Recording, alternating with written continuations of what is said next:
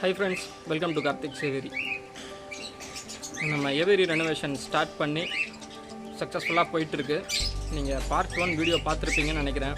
Part 1 video பார்க்கலன்னா டிஸ்கிரிப்ஷனில் நான் லிங்க் தரேன், அந்த வீடியோவை பார்த்துட்டு வந்துடுங்க. இந்த வீடியோ வந்து பார்த்திங்கன்னா பார்ட் 2. ஆக்சுவலாக பார்ட் 1ல் வந்து நான் ஃப்ரண்ட் சைடு மட்டும் நான் மெஷ்ஷு போட்டு கவர் பண்ணுறது எல்லாமே நான் உங்களுக்கு சொல்லியிருப்பேன். இந்த வீடியோவில் நம்ம என்ன பார்க்க போகிறோன்னா, நான் வந்து மற்ற சைடும் வந்து மெஷ்ஷு போட்டேன். உங்களுக்கு பார்த்தீங்கனாலே தெரியும். ஏன்னா எல்லா சைடுமே நான் மெஷ்ஷை பிரித்து மறுபடியும் போடுறத உங்களுக்கு காமிச்சா கண்டிப்பாக உங்களுக்கு போர் அடிச்சிடும். ஸோ அதனால தான் நான் வந்து மற்ற 3 சைடும் கவர் பண்ணிட்டேன். இன்னும் ஒரு சில பேட்ச் ஒர்க்ஸ் மட்டும் இருக்குது, அந்த பேட்ச் ஒர்க்ஸ்லாம் பண்ண போகிறோம். இந்த ரெனோவேஷன் ஒர்க் போகிறதுனால இங்கே பாருங்கள் எவ்வளோ கிளம்ஸியாக இருக்குது, கால் வைக்க கூட இடம் இல்லாத அளவுக்கு இருக்குது. ஸோ எல்லாமே பக்காவாக க்ளீன் பண்ணிவிட்டு இந்த இடமே வந்து வேறு லெவலில் ட்ரான்ஸ்ஃபார்ம் ஆக போகுது. இதுதான் நம்மளோட ஆஃப்ரிக்கன் லவ் பேர்ட்ஸோட ப்ரீடிங் கேஜஸ். இப்போ நம்ம ஏவரி ரெனோவேட் பண்ணுறது ஆஃப்ரிக்கன் லவ் பேர்ட்ஸை மட்டும் ஃப்ரீ ஃப்ளைட்டில் விடலான்னு தான். ஸோ ஆனால் இதில் பார்த்திங்கன்னா ஆல்மோஸ்ட் எல்லா பாட்லேயுமே முட்டை இருந்துச்சு. ஸோ சிலது வந்து சிக்ஸ் ஹேட்ச் ஆகிடுச்சு, சிலது வந்து எக்ஸ் வந்து பொரிக்கலை. ஸோ அந்த மாதிரி பொரிக்காத பேர், சிக்ஸ் ஹேட்ச் ஆன பேர் எல்லாமே பார்த்திங்கன்னா இதிலேருந்து நான் எடுத்துட்டேன். ஏன்னா நம்ம அப்படியே விட்டுருந்தால் மறுபடியும் வந்து எக் வச்சிரும். ஸோ அதனால் வந்து எல்லாத்தையும் பிடிச்சி ஒரே கேஜில் நான் போட்டு வச்சுருக்கேன். இப்போ இதில் பார்த்திங்கன்னா ஒரு பேர் வந்து சிக்ஸோடு இருக்குது. இந்த லாஸ்ட் கேஜ்லேயும் வந்து ஒரு பேர் வந்து சிக்ஸோடு இருக்குது. அப்புறம் இந்த கேஜ்லேயும் பார்த்திங்கன்னா மாமாஸ்க்கு வந்து எக்கோடு இருக்குது. ஸோ அதனால் இந்த 3 பேரை மட்டும் இந்த கேஜிலே வச்சுட்டு மற்ற எல்லாத்தையும் நான் பிரித்து ஒரே கேஜில் வந்து நான் போட்டு வச்சுருக்கேன். ஸோ அப்போ தான் நம்ம ஏவரி ரெனோவேட் பண்ண உடனே ஆஃப்ரிக்கன் லவ் பேர்ட்ஸ் எல்லாத்தையும் ஓப்பன் பண்ணி விடுறதுக்கு வசதியாக இருக்கும். ஸோ இந்த 3 பேர் பார்த்திங்கன்னா அது எக்ஸ் பொரிக்குதா இல்லை சிக்ஸ் வந்து நல்லபடியாக ரைஸ் பண்ணி எடுத்ததுக்கப்புறம் தான் நம்ம வந்து அதை ஃப்ரீயாக விட போகிறோம். ஸோ அது வரைக்கும் அதை டிஸ்டர்ப் பண்ணாமல் இப்படியே இருக்கட்டும். அண்ட் மெஷ்ஷு பார்த்திங்கன்னா கீழே இந்த மாதிரி உள்பக்கமாக கொடுத்து, லாஸ்ட் டைம்லாம் பார்த்திங்கன்னா இந்த செவரு மேலேயே வந்து மெஷ் உட்கார்ற மாதிரி நான் பண்ணியிருந்தேன். ஸோ அதுவும் ஒரு ட்ராபேக்காக தான் இருந்துச்சு. அது வழியாகவும் டேமேஜ் ஆகிட்டு எலி உள்ளே வந்துச்சு. இப்போ இந்த டைம் வந்து நான் இந்த மாதிரி ஒரு கட்டை வச்சு ஃபிக்ஸ் பண்ணியிருக்கேன். ஸோ காங்க்ரீட் ஆணி வச்சு நல்லா அடிச்சிருக்கேன். இந்த சின்ன சின்ன கேப்ஸை மட்டும் அதுக்கப்புறமா கடைசியாக ஃபிக்ஸ் பண்ணணும். இந்த மாதிரி எல்லா சைடுமே சுற்றி நம்ம கட்டை அடிக்க போகிறோம்.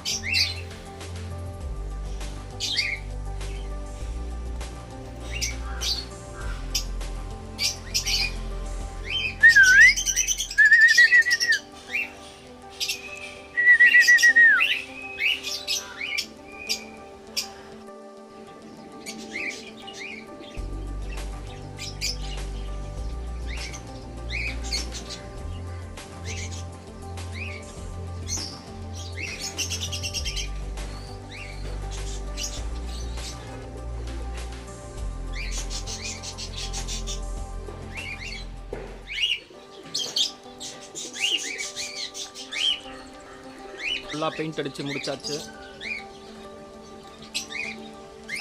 அதே மாதிரி மெஷ்ஷும் எல்லாமே வந்து பக்காவாக ஃபிக்ஸ் பண்ணியாச்சு. இப்போ தான் பெயிண்ட் அடிச்சிருக்கேன். ஸோ இந்த கேப் வழியாக எலியோ அணிலோ எதுவுமே உள்ளே வர முடியாது. ஸோ இந்த மாதிரி எல்லா சைடுமே நான் அடித்து வச்சுருக்கேன்.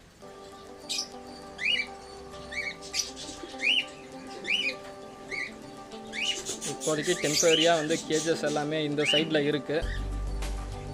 நம்ம ஆஃப்ரிக்கன் லவ் பேர்ட்ஸ் வந்து எல்லாமே ஃப்ரீ ஃப்ளைட்டில் விட்ட உடனே நம்ம இந்த ஏரியாவில் தான் வந்து நெஸ்ட் பாக்ஸஸ் ஃபிக்ஸ் பண்ணிவிட்டு ஆஃப்ரிக்கன் லவ் பேர்ட்ஸ்க்காக அந்த நெஸ்ட் பாக்ஸ் எல்லாமே நம்ம கொடுக்க போகிறோம். அண்ட் வெளியே இருக்க பீஜன்ஸ் எல்லாமே வந்து கொஞ்ச நாளைக்கு நம்ம வந்து கேஜ் ப்ரீடிங் தான் பண்ண போகிறோம். ஸோ அந்த கேஜஸ் வந்து பக்காவாக அரேஞ்ச் பண்ணிவிட்டு இதில் வந்து நம்ம பீஜன்ஸை விட்டுருவோம். ஏன்னா அப்போ தான் நம்ம வந்து பீஜன்ஸை வெளியே விடாமல் உள்ளே வச்சு ஃபீட் போட முடியும். ஸோ எப்படி இருக்குது பாருங்கள். நெக்ஸ்ட் வந்து இது எல்லாமே ஃபுல்லாக க்ளீன் பண்ணணும்.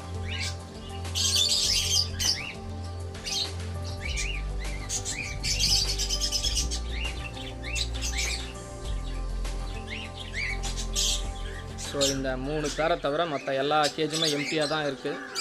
எல்லா ஆஃப்ரிக்கன் லவ் பேர்ட்ஸுமே நான் பிடிச்சி இந்த கேஜில் நான் விட்டு வச்சுருக்கேன். எப்படி இருந்தாலும் இந்த ரேக் கேஜை வந்து நம்ம டிஸ்மெண்டல் தான் பண்ண போகிறோம். ஸோ ஸோ அந்த குஞ்சுங்கள்லாம் கொஞ்சம் பறக்கிற அளவுக்கு வெளியே வந்ததுக்கப்புறம் தான் நம்ம இந்த கேஜை டிஸ்மேண்டில் பண்ண முடியும். இந்த கேஜை ஃபுல்லாக டிஸ்மேண்டில் பண்ணிவிட்டு இது வந்து நம்ம ஃபின்ச்சஸ்க்காக ஒரு சின்ன ஏவியரி வந்து இதில் செட் பண்ண போகிறோம்.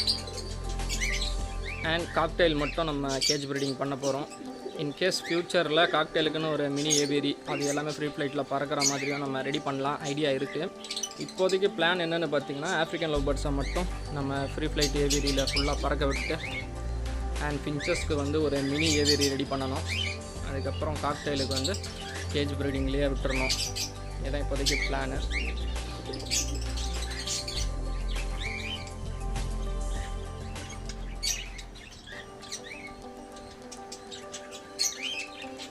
சரி, ஓகே, இதெல்லாம் நான் க்ளீன் பண்ணிவிட்டு கண்டினியூ பண்ணுறேன்.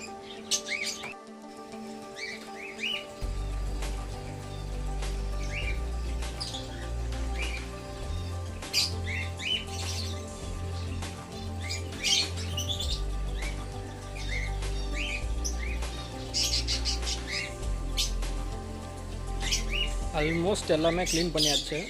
இன்னும் இந்த பீஜன் கேஜ் மட்டும் க்ளீன் பண்ணி பீஜன்ஸ் எல்லாத்தையும் உள்ளே போட்டுட்டு அதுக்கப்புறம் நம்ம ஃப்ளோருக்கு வந்து பெயிண்ட் அடிக்கணும். அதுக்கப்புறம் அந்த மாதிரி நம்ம ட்ரீ பிரான்ச்சு பர்ச்சஸ்லாம் வந்து ஆஃப்ரிக்கன் லவ் பேர்ட்ஸுக்கு செட் பண்ணணும். அப்புறமா நெஸ்ட் பாக்ஸஸ் வாங்கி இந்த இடத்துல ஃபிக்ஸ் பண்ணணும். அடுத்த ஸ்டெப்பு ஆஃப்ரிக்கன் லவ் பேர்ட்ஸ் எல்லாத்தையும் நம்ம ஃப்ரீ ஃப்ளைட்டில் விட வேண்டியதுதான்.